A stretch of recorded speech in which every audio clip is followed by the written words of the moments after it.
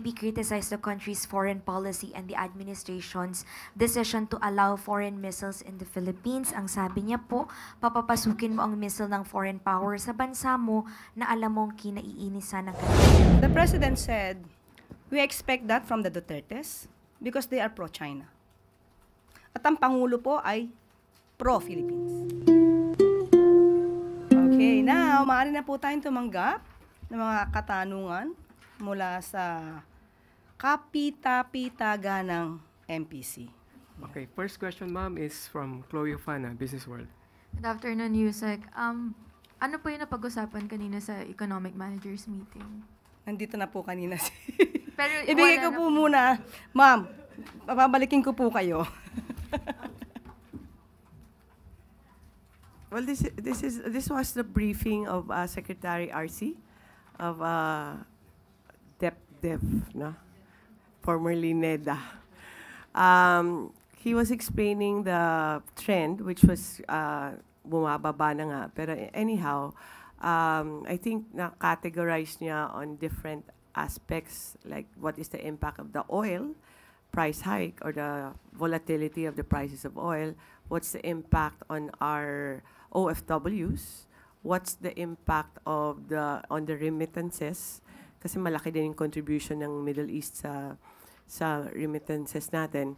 And then combining all that with our exports and imports and our trade with Israel, for example. Yun yung inassess ni Secretary RC. And with the current situation na mukhang hindi na mag-escalate or it's slowing down or there's ceasefire, hopefully it lasts longer, no? There's ceasefire among all the countries involved. And I think inadyo ni Secretary RC na, of course, the Iran and Israel will always have conflict. Pero yung ibang countries baka hindi na ma-involve. So, combining all those, his team, I think, his department made an assessment on the impact on inflation as well as on the growth of on the GDP of the Philippines, on the growth. So, with all those considerations, I don't have the numbers here kasi na-present lang yun kanina, but the impact is so minimal to our economy that doesn't seem alarming as of now. Basta hindi lang siya aakyat ulit or the conflict worsens. So those are yun yung na-present ng and along with the Secretary RC of DepDev, there was all the agencies were there, including Department of Foreign Affairs, Department of Finance, Secretary Recto was there, Secretary Go, all those involved. Pati Labor was also there, Energy was also there. So lahat po na concerned agencies nandun. And I think that was the feeling eventually na the impact won't be as alarming as for today, no? We'll see tomorrow kung may changes pa sa situation sa Middle East. But everybody's closely monitoring what's happening there. Thank you po. Thank you, Okay. Chloe. Thank you, Ma'am Sharon.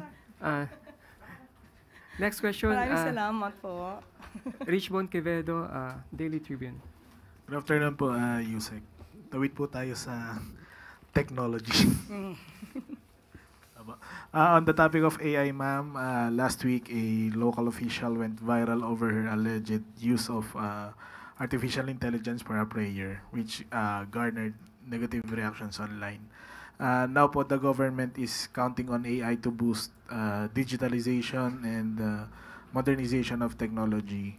While AI can be used for a lot of ways, and even bad ones, is the president looking to have regulations for AI or at least a creation of framework to promote responsible AI use? Nagkaroon po ng sectoral meeting noong May 20, 2025, ang Presidente, ang Pangulo, kasama po ang DOST. At pinag-usapan po nila yung National Artificial Intelligence Strategy for the Philippines. At ngayon po ay nagagawa na po sila ng framework at pati po yung pag-develop po ng hubs na ang focus po ay on understanding artificial intelligence. Ang inuutos po ng Pangulo ay magkaroon po ng tuloy-tuloy na pag-aaral patungkol po sa AI, advantages at disadvantages po nito, ang application po nito sa bansa at yung mga best practices nito sa ibang mga bansa. At magkaroon po ng regular na policy recommendations and research findings. So, nandun naman po. Follow-up lang po. Papalapit na po ang SONA and there may be an effort to spread misinformation, targeting not just the President but other public officials as well. Ano po ang mensahe ng palasyo patungkol po dito? Unang-una po, pagbubutihan po ng gobyerno ang trabaho para po ito ay ma-reduce o masawata ang fake news at hingin din po namin ang inyong tulong patungkol po dito dahil sa media po, social media, sa mainstream media, malaking tulong po. Kapag ka po kayo may nakikita na po na fake news, ito po ay mai-alarma agad sa taong bayan. So we need your help. Thank you po. Thank you, Richbon. Next question, Clay Pardilla, PTV4. Magandang tanghali po, Yusek. Yusek, VP criticized the country's foreign policy and the administration's decision to allow foreign missiles in the Philippines. Ang sabi niya po, papapasukin mo ang missile ng foreign power sa bansa mo na alam mong kinaiinisan ng kalaban niya. Any comment po, Yusek? Salamat. Yes, the President said, we expect that from the Dutertes because they are pro-China. At ang Pangulo po ay pro-Philippines. Thank you, Clay. Eden Suarez. Yusek, good afternoon po. Bagaman mayroong mga pagbaba sa presyo ng langis ngayon na nabanggit ng DOE, mataas man o mababa po yung langis ay mataas pa rin ang presyo ng mga bilihin. Ano po yung mga specific na hakbang o direktiba ni Pangulong Ferdinand Marcos Jr. para po mapigilan yung patuloy na mataas na presyo ng bilihin, hindi na lamang po yung pork ngayon, maging yung manok ay tumataas din po ang presyo. Noong nakaraang buwan po ay nagkaroon po ng report ang PSA na may mga goods na bumababa po ang presyo. Hindi naman po lahat ng mabibili sa merkado ay mahal. At tandaan po natin, pati po ang presyo ng bigas ay bumababa na rin. At may ginagawa po, ayon na rin po sa direktiba ng Pangulo. Ang isa po na mababanggit ko po na ginawa po at naging successful po, si DI Secretary Cristina Roque, ay nagkaroon po sila ng kasunduan ng Canned Sardines Association of the Philippines kahapon po, June 23, 2025, at napagkasundoan na hindi po itataas ang presyo ng dilatang sardinas. So, sa ngayon po, at ang sabi nga po, mananatili na 21 pesos ang suggested retail price ng bawat 155 grams na lata ng sardinas. So, yan lang po muna maiulat ko at hihingi po tayo ng karagdagang ulat sa DTI kung ano pa po ang maaari nating maibahagi sa inyo. Yung pong pork and chicken price po yung mataas, ano po yung ginagawa ng DA dito? Napag-usapan na rin po natin dati yan at nasagot na po natin na medyo may tumataas nga po na presyo dahil sa kailangan po na magkaroon ng bakuna yung ibang mga baboy.